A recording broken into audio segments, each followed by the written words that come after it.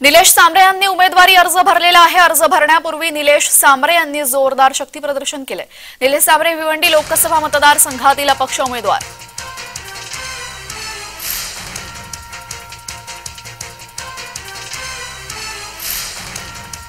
निलेश सांबरे यांनी उमेदवारी अर्ज भरलाय। भिवंडीमधून अपक्ष उमेदवार म्हणून त्यांनी अर्ज भरलाय।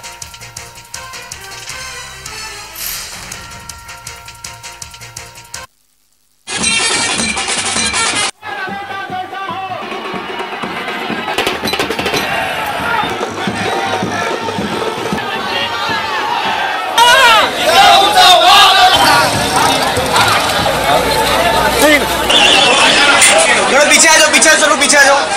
कोई टोपी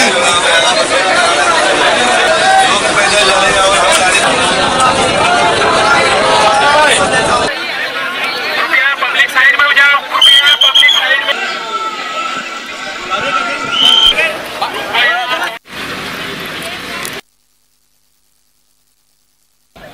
आमच्याकडे कुठल्या नेत्याची गरज नाही। आम्ही सर्वसामान्य निलेश सांबरे कार्यकर्ते आहे आणि निलेश सांबरे बरोबर त्यांची आई होती, बहिणी होते, सर्व भाची होती किंवा वंचित बहुजन आघाडीचे होते।